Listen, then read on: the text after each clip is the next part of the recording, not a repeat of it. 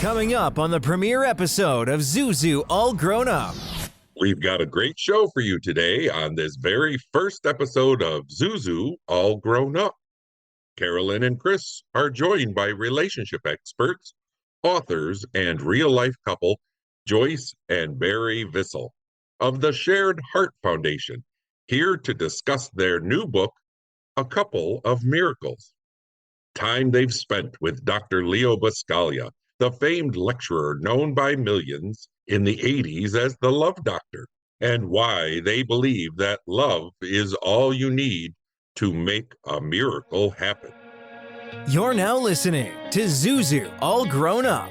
She's been featured in more than 20 films from the early days of film and television. He is a psychotherapist and her loving husband. Together, they are on a mission to brighten your day and your life. It's a time to smile, a time to laugh, a time to expect more. It's time to get inspired with your hosts, Karolyn Grimes and Dr. Chris Brunell. It's time to meet Zuzu, all grown up. Teacher says every time a bell rings, an angel gets his wings. Do you believe that life is wonderful in principle, but for some reason just isn't so consistently in practice? Every life will have its ups and downs. But have you ever thought that if there were only more people around you encouraging, uplifting, and even inspiring you, then life would be more fulfilling? If only people like George and Mary Bailey were in your inner circle, then life could truly be wonderful all the time?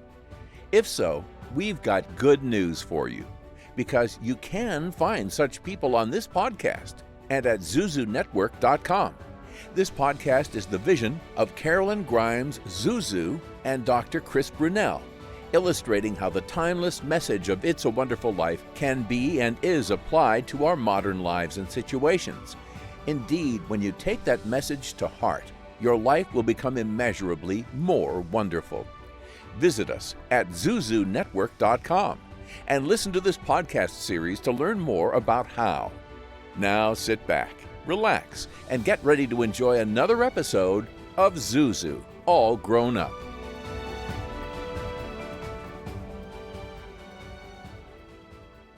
Get ready for miracles. Get ready for Zuzu. All Grown Up. Welcome, everyone. This is Seth Kennedy. Karolyn and Chris are in the studio. They are joined by Barry and Joyce Vissell of the Shared Heart Foundation for what promises to be a very informative conversation. Karolyn, over to you. Hello there. I'm so glad you could join me in our new show. And Barry and Joyce Vissell, this is Chris. He's my other half. And I have to warn you, he is a psychologist. So you've been warned. Oh, that's okay. Barry is trained in psychiatry at the University of Oregon. Yes. And I think Joyce was also, he worked in pediatric and psychiatric residence. Well, so you have a little bit of experience yourself. So you tell us a little bit. Each of you tell us your respective, how you started and all about your what you've earned in your life, your degrees and so forth. Because I've met you before, but our listeners haven't. So if you would do that, that'd be great. Okay. You want to start? Well, we met when we were 18, and there's a beautiful story about that. And we both we met in college, and we transferred schools, and I got my nursing license at Columbia University in New York City. And then I got a master's degree at USC in Los Angeles. Barry got his medical degree. And somewhere along the line, we decided that we wanted to work helping people with their heart and with their relationships. More than their physical heart. Yeah, more than the physical. And so from, the age 27, that's what we've been doing workshops, helping people to open their heart and be at peace with themselves. And you want to share more, Barry? That's basically it. Yeah. I mean, there's so many miracles, that we've written this new book, A Couple of Miracles, and there's so many miracles that we had to record them all. But how we met had to do with Joyce being, she knew where she was going to school, and I, in high school, got rejected by every single college I applied to. And so I had no college to go to. And in the spring of my senior year of high school, I was called into the office in the high school, and there was a man, probably around 30.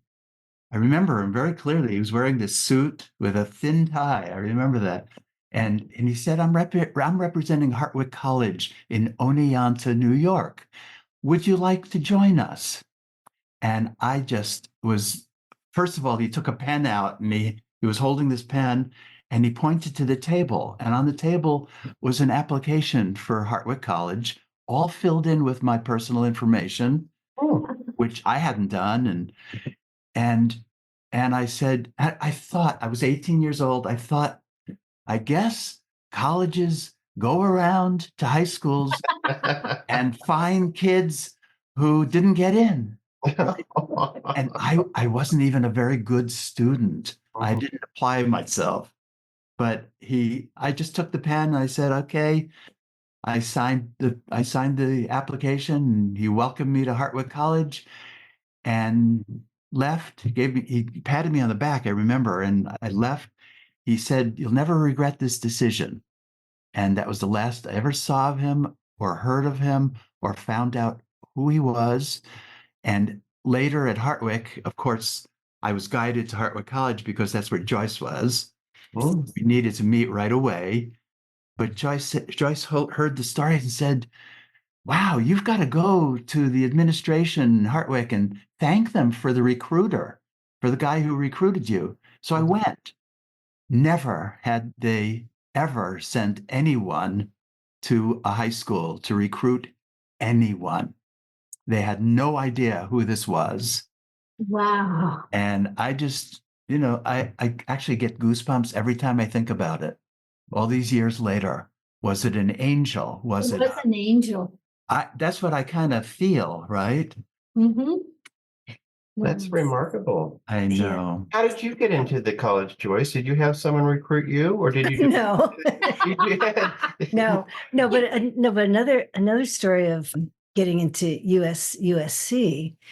So Barry, we got married and moved to Nashville, Tennessee, where Barry was in medical school, and he decided to transfer to USC in Los Angeles. And meanwhile, I had this deep yearning to go back to school, but I was supporting Barry through medical school. We were just getting by. There really was no possibility of me being able to go back to school. But I didn't know what I wanted to study. I just knew that I was supposed to be in school. And so Barry went and had his interview. And on the way back, he sat next to this man and they got talking.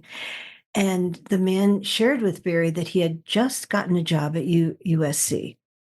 And his job was to carefully go through all the applicants and choose 12 people that would be in this very special program led by Leo Buscaglia. Mm-hmm. And we had met him briefly in Nashville. So we knew who he was. We didn't know that much about him. And Barry said, well, my wife would love to do that. And the man said, okay, I'll just let her be the first one. And it was, I got to spend a full year with Leo Buscaglia as my teacher. It was just the most extraordinary experience. And I was actually paid to go to school. So we were not that much, but enough to support the two of us. And I also had a part-time job. So we were able to get by.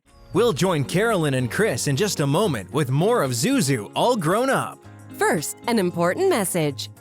We're the Goo Goo Dolls. We're fortunate that our daughters have what they need to grow and learn. But that isn't the case for nearly 13 million kids in the U.S. that struggle with hunger. Childhood hunger is a heartbreaking reality that Feeding America is working to change. Each year, the Feeding America network of food banks rescues billions of pounds of good food that would have gone to waste and provides it to families and children in need. You can help kids in need in your community by visiting feedingamerica.org. Brought to you by Feeding America and the Ad Council. Start your morning right with premium coffee roasts available at ZuzuNetwork.com and drink them in your Zuzu All Grown Up coffee mug. Also perfect for tea and hot chocolate. Stay inspired throughout the day with the same gratitude journal used by Karolyn and Chris, and check out t-shirts, hats, books, Christmas keepsakes, and more at ZuzuNetwork.com/shop. We're back with more Zuzu All Grown Up. That experience of being with Leo for a whole year really changed our lives because Barry got to know him also. Yeah. Wow, that's like a dream come true for I read all of his books. I just loved Leo Buscaglia, his message of love. Yeah. And it seems to resonate with what you're sharing here. So it's as though you've taken the flag and you're continuing on with the journey of sharing that message. Because after all, if we don't have love, what do we have?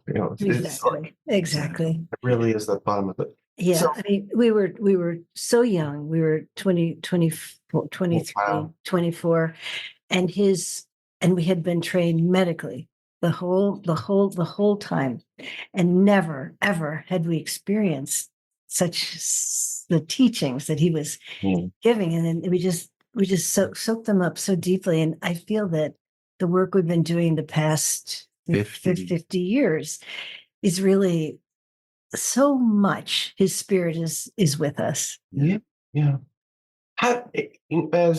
Once you graduated, and how did you? I imagine the course of your professions took on a different course, than the traditional medical model, so to speak. Because what you're introducing or bringing with it is a form of love. Yes. You're actually that. So could you tell us a little bit about how you were able to do that? Could I share this? Go ahead. Yeah, go ahead. So we decided that we wanted not to work with people with their bodies so much, but with their hearts, and to really open. And we started, but the medical model was so strong in us, in our heads, that we started going back into real traditional ways of doing things, and we realized we just weren't ready. And we had our first child, and then our second child, and in the course of I think it was seven years, we just concentrated on being parents. We concentrated on trying to live from the heart. Barry had one day a week, he worked 13 hours shift as a doctor. It just supported us, not a lot, but it just supported us. And in those 7 years, that was such a great training to take us from being in our heads, which is what we had been taught for so long, into being in our hearts. And then we tried our work again. We tried the workshops again, and it worked. And it's continued to work, to bring the energy of the heart, of love and light into everything that we do in our work. Is this the same? Is this the Shared Heart Foundation that you started? Yes. Back in 1984. Yes. Yeah, the same one. It's still, after all these years, you're still going strong. We're still going strong. When something actually that Leo really taught us was the power of vulnerability. To be really authentic with your feelings, with who you are, and not hide. So we bring that into everything we do. All of the retreats that we lead, whether it's couples retreats or singles retreats, it's about sharing the things that you hide from other people. And as soon as you do that, it makes you more lovable. And that's what happens. Everybody becomes more lovable when they're real, right? Well, I know that our listeners would love to hear about your new book. Yeah. Yeah. Well, Well, it's called A Couple of Miracles, and it's kind of a play on words. One couple, more than a few miracles is the subtitle.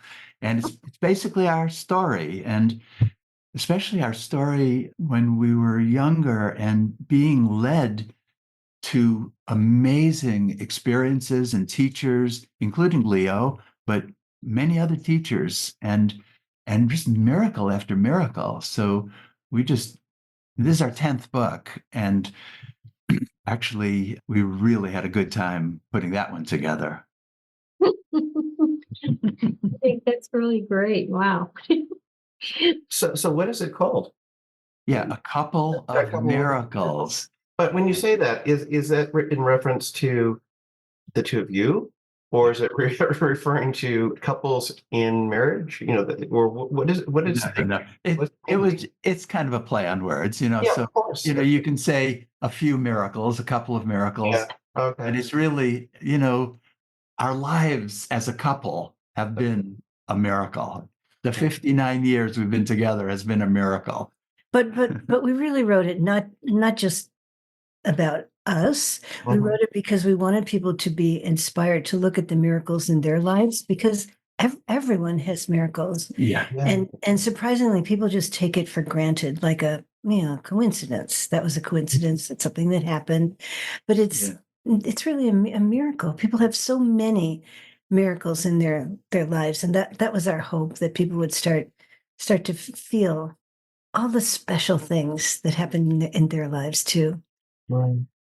We run into what you could call miracles too. People say, "Oh, it's a coincidence," Right. But in our lives, we say, "Oh, well, it's a synchronicity," and it's a part of the bigger plan per se. At least in our lives. But I love that you actually go and say it's a miracle, and actually, when you really think about it and you're open to it, it's like, my God, how did that happen? How did these things happen?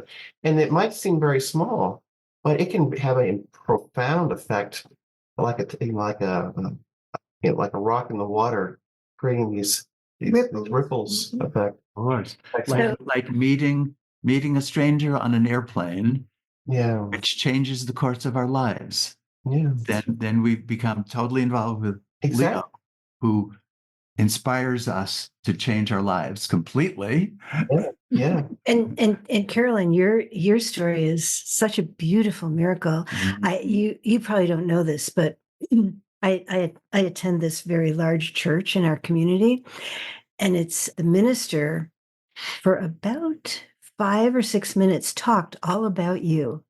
He showed a picture of you, and he showed the picture of you as Zuzu on the It's a Wonderful Life. On A Wonderful Life, and how you then, I forget the circumstances, but you lost track that was actually you until you were more grown up, right? Yes. Yes. Yeah. I was 40 when I saw the film. Wow. Wow. And he said, and then she realized that was you, that little girl was actually you. And that must have been such a miracle for you. She always knew who. I always knew I was in the movie, but I just hadn't seen the movie. Oh. So, and when I saw the film, that's when I realized that it was such a beautiful vehicle that everyone could use and need at Christmas time for sure, and year round. So that's when I kind of got on the campaign trail. And from then on, I, do appearances and promote the film as much as I can, because it touches so many lives. And I get mail all the time about miracles that people have happened to them.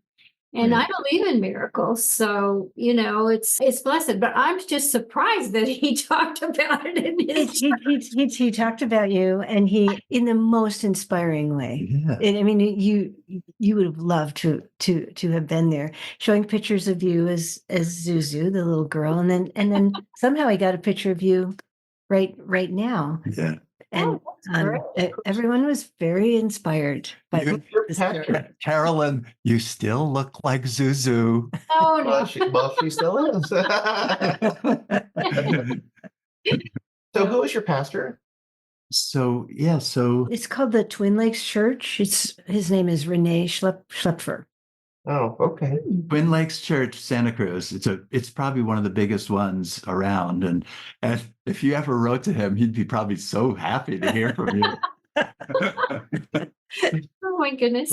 Is that we've done a lot of work with pastors who have been inspired by her, by It's Wonderful Life or Karolyn, and so we just didn't know if we maybe knew him personally, but it doesn't sound. No. Well, I'm sure he would love to know you. He'd probably invite you to come, and then we'll meet you in person, right? Yeah. But can I share another total miracle that? Please do. And it's about Leo. Okay, I know you're into Leo Buscaglia, and we are too. He was our first teacher, but when we were very close with him, and we lived just a few houses down from him, I had a dream one night, and it was a dream about Leo, and this is in our new book too. And in the dream, Leo was in a very large room, in the center of a room. It was all dark. I couldn't see anybody else except Leo. And he was at some kind of altar, and he was it looked like he was trying to kindle some kind of a little light. And in the dream, the light started growing, and it became beautiful and bigger until it exploded into this blinding, bright white light that I couldn't take.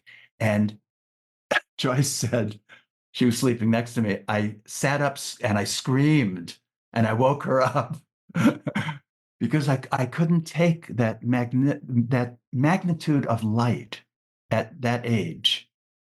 And I thought, what an amazing dream. A couple of days later, Leo came to visit us in our little apartment. And I said, Leo, I have to share this dream I had. And I shared the dream. Leo sat up straight and his eyes bugged out. And he said, you're kidding. That's never, ever happened to me.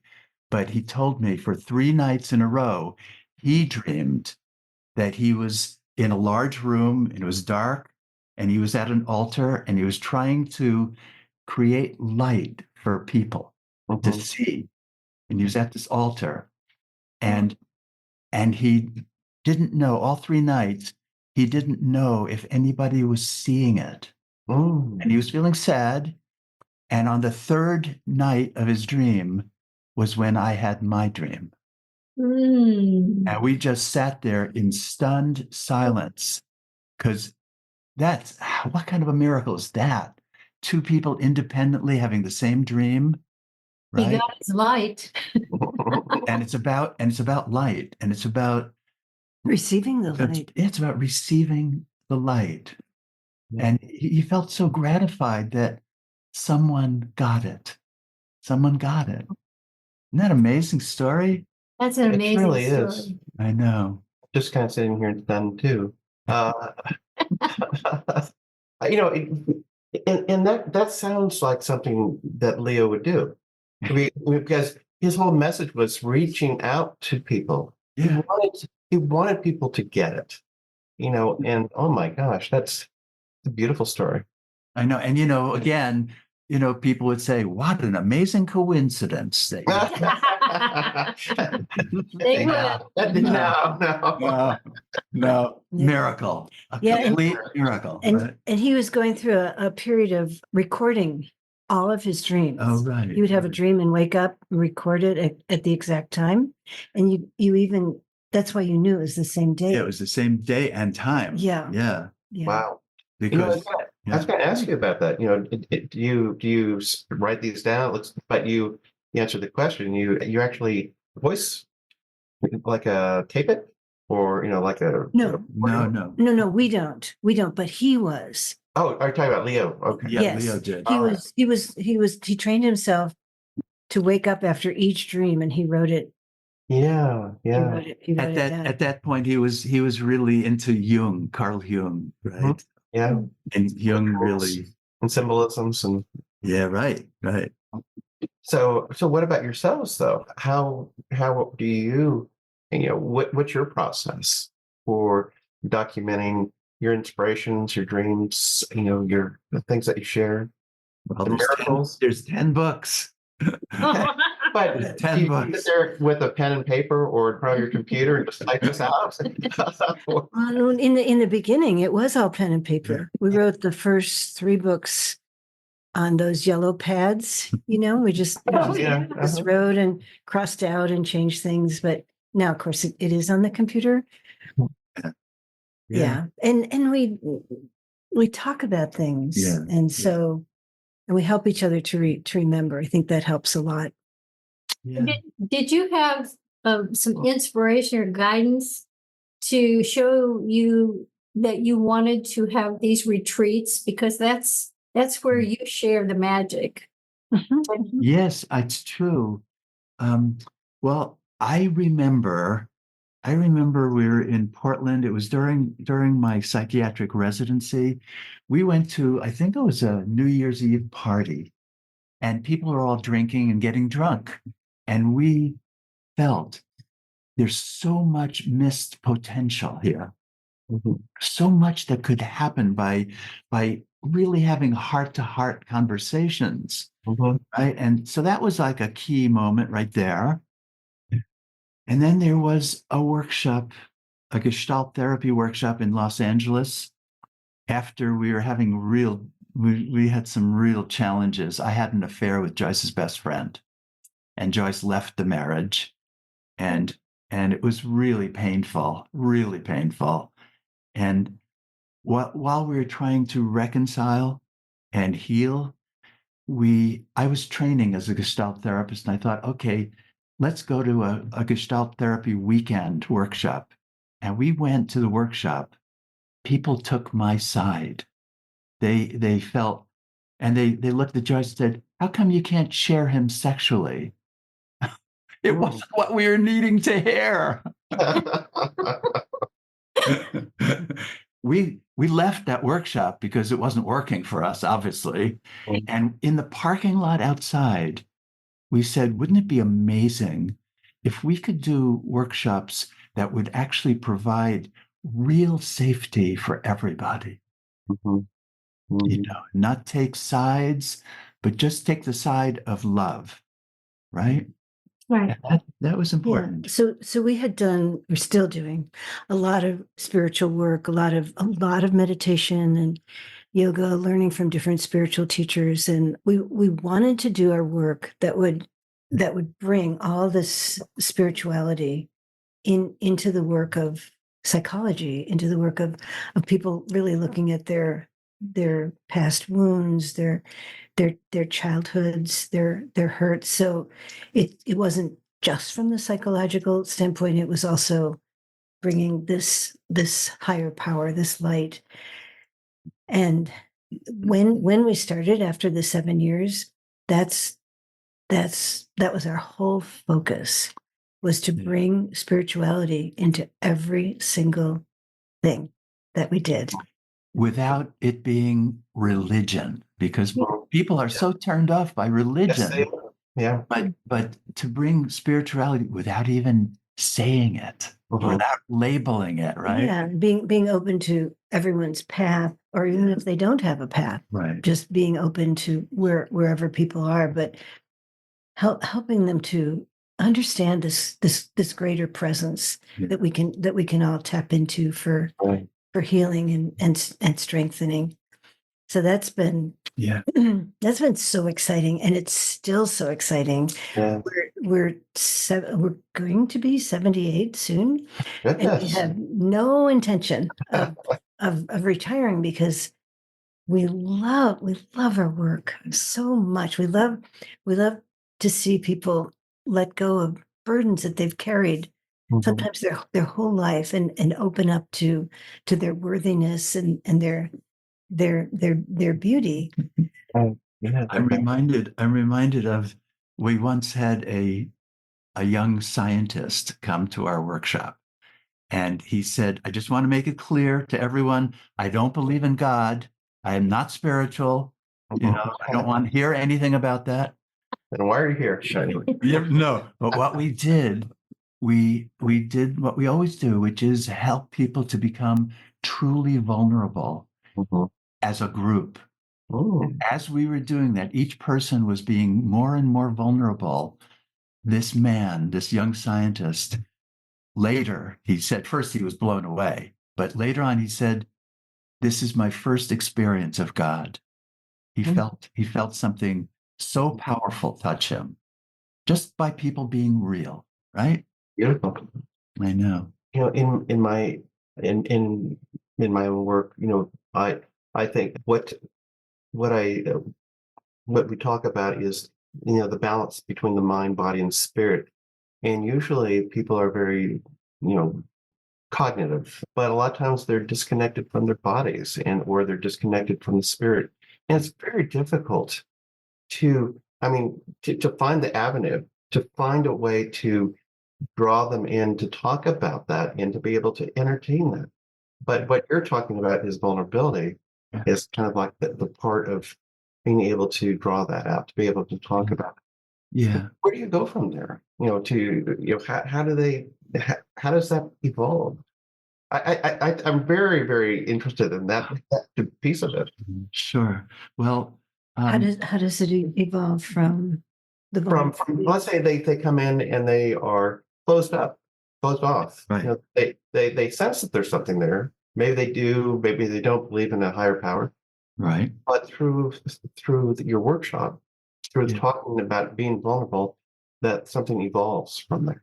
Yeah. You see, if that same person or couple came to us, we also work individually with people, of course. But if that same person we try to work with as a one-on-one situation, it would be more difficult to open. But in the context of a group where other people are actually modeling very deep vulnerability, it's contagious. Yeah, it really is. And that's what opens people's hearts. So, yeah, I mean, I think probably until we die, we're going to keep doing this work. So we recently did a workshop with 25 couples, so it's 50 people. Yeah. And usually the workshops are much smaller. And we debated, can we ask all 50 of these people to be vulnerable? Is that just seemed like a daunting task. And we decided to do it. We limited to 1 minute each. And of course it was a little more than that, but each person was vulnerable. Each person. And we all got tired. I mean, honestly, it was a long experience, but it was the best experience because at the end, when people were sharing their gifts, I don't know, so many people stood up and said, "I have felt so alone. Like I'm the only one with this going on inside of me." And now hearing from everyone else, I realize I'm not alone. Yeah. And that's a really beautiful thing. Really, some of these things are very deep, like being molested as a child, right? And finding out that there's so many others in the room who've had the same experience. That really is powerful. And for couples, you know, to really understand your partner's vulnerability, it helps you to first to understand them so much better, and it helps two people to grow even so much closer. Yeah. So can you give us some information about how people can find information about your retreats and get a hold of you? Yeah, it's our website, sharedheart.org. sharedheart.org. The first one more time. Shared heart. sharedheart.org. Okay. Yes. So where do you hold these retreats? Or do you hold them all over? You know? Well, we used to before the pandemic. We would hold them all over the United States, Canada, and also in Europe. We 20 years in Germany Ooh. and in Norway and in Italy. So it was far. Yeah. We never got to Africa, unfortunately. Sorry, Stella. Yeah, but a few people from Africa did come to the ones that we did in Europe. But then with the pandemic, so we've retired from that, and now we do mostly retreats right here in our home, and then we travel close. Yeah. Close to our home. We built our home 30 years ago with having retreats in mind. So the living room is a giant space, and enough for 25 couples. So that's no. 25 couples was at Esalen down in Big Sur. Okay. Yeah. Where do you reside? Near Santa Cruz, California. Okay. Yeah. And we're up in Mount Shasta. And you are? Yes, we're in Mount Shasta area. We have it right in front of us here. Wow. And I heard you telling a story. I think that's a story that you're only allowed once a year to tell. And that was a miracle. That is. You took your walk. Oh, you heard that mountain. Yeah. So you get our weekly videos. Well, yes. Yeah. So I told it on a couple of weeks ago. Yeah. That's an amazing story. I know it happened right up in Panther Meadows on the slopes of Mount Shasta. Yes. Yeah. Should I tell it briefly? Oh, yes. Please do. You have to get permission though from Joyce. No, I'm just wondering. Don't we only have 5 more minutes? Oh yeah. I don't know how we're doing time wise. Don't worry about it. Okay. Okay. Well, listen. The video. I don't know if the video could be used for the story, but I tell it in more detail. But the synopsis was just about walking past a man who was lying by this little stream in Panther Meadows, and I was walking by on the trail, and I had the strongest intuitive, like a strong prompting, go sit right next to him. And how in my mind, I absolutely rejected that, right? I said, how could I possibly sit next to this man who may be meditating, he may be sleeping, he may be whatever. And I'm going to sit next to him and he's going to think, oh, something's weird here. Stay away from me, right? But instead, so I came that close to walking by, but the prompting was too strong and I had to give in. And I went and I sat a foot away from his head. He sat up and he looked at me and he told me, it was like he didn't skip a beat. It was like there was no shock or surprise. He just sat up and said, I've been here planning my suicide. And I prayed one final time, if there is a God, help me. Send me help. The next moment is when I sat down. And we talked and I just was with him, and he was just blown away that God answered prayers that fast. Okay? And he said, I get it. There is a God, it's absolutely certain. And I don't need to kill myself. Wow. Yeah. Just imagine had I not listened, right? Had my mind won instead of my prompting from my heart. But how often do any of us walk by that man and don't listen to that message? Exactly. Or how often do we get even a little prompting, like somebody's name comes into your mind or thoughts, and you haven't been in touch with that person for a long time, but their name comes in, and you just, oh, okay, it's nice the name came, and you go on with your life instead of doing something like calling or texting or whatever. Your name just came to me, and I just thought I'd reach out. And it could be the same thing. I was just planning my suicide. Anything's possible, right? Sure. Another beautiful part of that story is So we had our first child. So this is quite a long time ago, 47 years ago. Yeah. She was just a baby, and we were living in Mount Shasta, and every other day, one of us would watch our baby, and the other one would go and spend the whole day on the mountain, climb up as high as we could, not to the top, and just sit and meditate.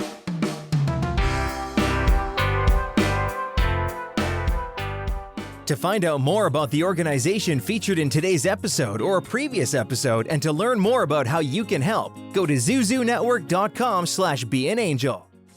Join Zuzu's network today at zuzunetwork.com/join. Karolyn is creating an international network of aspiring angels, everyday people who believe that they can help make the world a better place by making life better for even just one other person. Let us know you want to earn your wings at zuzunetwork.com/join, and Karolyn and Chris will send you inspirational material to support you in your journey. Pass it on. Today my bank made a big mistake, but I forgave them. My server spilled water on me, but I forgave him. My toddler drew lipstick on the wall. Was I ever mad? It got me thinking, I can forgive my bank and my server, but I'm upset with my own kid? I mean, what's most important here? So tonight, the two of us are doing lipstick art. On paper, forgiveness is in you. Pass it on. From passiton.com. Zuzu's book club features recommendations from Zuzu herself on books she loves and thinks you will love also. All of the books that the club reads, fiction and nonfiction, are inspirational and uplifting. Folks, this is a life-enhancing club to be part of. You can sign up for free at zuzunetwork.com/book club. That's zuzunetwork.com/book club. Today's recommended book is A Couple of Miracles. One couple, more than a few miracles. Written by today's guests, Joyce and Barry Vissell. In the book, they string together miracle after miracle in their love story and more than 75 years of life.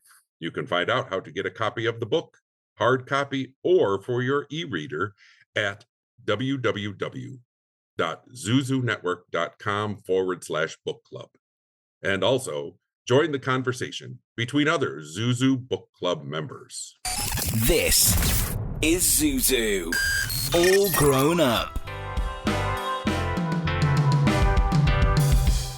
We were praying for a miracle. We thought, someone would appear. I don't know what was. And Barry had spent the whole day praying, asking for a miracle, and I think he just kind of felt tired or something. And anyway, he was walking. No, I actually felt discouraged that nothing momentous happened, right? All I felt was some peace. Yeah, which now I consider as a miracle. So he was walking down, and the beautiful story of this man. And what we got from that is that being in service to other people, that's where the miracle can really be. Yeah, right. As we give ourselves and our hearts, that's rather than looking from the outside, but it's in actually being in service. Yeah, isn't that beautiful? And I think that's why we never want to retire, because being in service and helping people is really the most beautiful thing. Even as you can see, even just talking about it gives us so much energy. Yeah. Yes. Yeah, I feel the same way. I think I'll probably just, it goes as long as I can. But that mountain does that something to you, and you were talking about how it just has this incredible magnetism and strength, and I guess the question I have for you is, what was the intention? What was your intention by manifesting a miracle? What is it that you were looking for? You mean me up on the mountain? At that point, yeah. It's like you're trying. Oh, you see, we had a teacher back then, and this was long ago, and there were these. Okay, you don't have to apologize. All right. No, Barry, it was a beautiful. Okay, and I'll tell them. Okay. So people were having these amazing experiences up on the mountain. They were seeing saints, they were seeing angels, they were getting messages. And this woman, our teacher, who is very beautiful, her name is Pearl. She really encouraged people to go up on the mountain and have one of these experiences. And so that's what you were you were hoping to see one of these saints. I mean, people really were having these experiences. Not so much now. I mean, I haven't heard of anything like that now, but yeah, that was our intent. So the point is, I was trying to have a visit from an ascended master. Okay. And instead, I got to be an ascended master for somebody who needed help. Yes. Which was so much better. So much better. Yes. Well, thank you so much. You've told us some really wonderful stories, and I'm sure that you're going to continue as long as you can, which is what we're doing too. I think it's such a positive touch to give to the world, and we need it so badly right now. So thank you for all that you do to help make this a better place to live in and help your fellow man. I think it's just absolutely wonderful that you do that. I use that word a lot. Yes, wonderful. And you're doing this show, you're doing it together, right? Right. Yeah, nice. They've never worked together before. Wow. Well, I mean, in this kind of venue, this venue. But you see, there's a magic to working together with your partner. It magnifies the energy, and people are desperate to see healthy couples, models of healthy relationship. Yeah, so they're desperate. Yeah, so you're doing a lot more than your show. Yeah. You're really modeling to people that the two people can be in love. Yeah, that's true. Yeah, well, she has her calling, which is being Zuzu. Yes, and in my calling in being a therapist. So but at the same time we come together as a couple and work together. So it's for us, it's like the perfect. It's perfect for us how it's worked out. And he's very strong, and he can carry my suitcases. That helps. It helps a lot. Helps. Well, you got to have that in a man. Yeah, and yeah. So for me, Joyce carries my suitcases. I'm kidding. I was gonna go, oh my gosh, you have a back problem? No. I did once. Well, I completely understand that, and we have a lot of people that come to see me, and it's nice to have a backup like Chris, because he can, talk to the people, and a lot of them come when they're on their last leg because they love the movie so much, and of course. Suicide is a huge issue in the film, and a lot of people share their stories, and it's nice to have a professional on board for that. Yes, that's great. That's great. Yeah. Well, thank you so much for joining us, and I wish you the very best with all your treats in your new book, and I hope we'll get to see you again soon. Yeah, good. Yeah, good. I hope so too. We'll stay in touch. Thank you for doing the work you're doing. And thank you for what you're doing. Yes. Touching many lives. Yeah. Okay. Shasta to you. Bye-bye. Santa Cruz to you. Bye-bye. Bye-bye. Bye-bye. What a great way to kick off this podcast. Karolyn and Chris, that was an enlightening interview, and I think offers us all a lot to think about in regards to our own personal relationships and about love in general. And love may be what makes miracles for those in the audience, just like it has for Barry and Joyce and the lives of those they have touched through their multi-decade work. If you'd like to check out Barry and Joyce's book, A Couple of Miracles, One Couple, More Than a Few Miracles, you can visit www.sharedheart.org, where you can also find out more about their organization. And of course, that link and more details are always available on our website, www.zuzunetwork.com.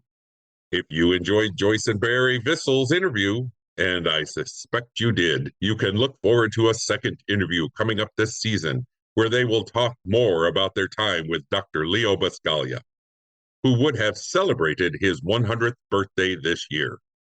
All season long, we'll be paying tribute to Dr. Leo through a series of interviews with people who knew him and lives he continues to impact to this day through his teachings and foundation. So make sure not to miss an episode of Zuzu All Grown Up. But for now, some important messages. Do you know someone who is earning their wings? Someone practicing kindness and service to others? Perhaps an organization or initiative helping make the world we live in a kinder, sweeter place. Or maybe you've witnessed the miraculous, the divine, the magnificent in some way in your life and you'd like to share it with others. Go to zuzunetwork.com/tellmystory and let us know more. You may end up being featured on an upcoming episode of Zuzu All Grown Up. That's zuzunetwork.com/tellmystory. Coming up on the next episode of Zuzu All Grown Up. You are not wanted. These are the words that the school principal told Zoli Alvarado at elementary school. She had just immigrated to the U.S. from Ecuador. It wasn't just how she dressed or her broken English that caused these harsh words, but also her disability. Zoli has since overcome all of that and went on to be an advisor in the Chicago mayor's office and is the founder of the organization Causes for Change International. That's next time on Zuzu All Grown Up. Now here's Seth Kennedy with today's parting thoughts. Wonderful people out there in wonderful land, remember that no person is a failure who has friends. And you've got a friend in me. I'm Seth Kennedy coming to you from Seneca Falls, New York. Thank you for spending some of your time with Zuzu, All Grown Up. Thank you for listening to another episode of Zuzu All Grown Up. We hope you've been inspired to live your most wonderful life now and to help those around you do the same. Remember, no matter what you're going through, no matter who you are, there are people who care about you and your life makes a difference. It is a wonderful life. Check out ZuzuNetwork.com for more on today's and other episodes, including transcripts and merchandise you won't want to be without. New episodes are coming soon. For transcripts of today's broadcast, go to ZuzuNetwork.com/transcripts. Zuzu All Grown Up with your hosts Karolyn Grimes and Dr. Chris Brunell. Announcer and guide Seth Kennedy. Executive producer Kevin R. Stillmock. Coordinating producer Holly Ann Way. Technical producer Stella Joelle. A Wonderful Land production. In collaboration with Radio Wonderful.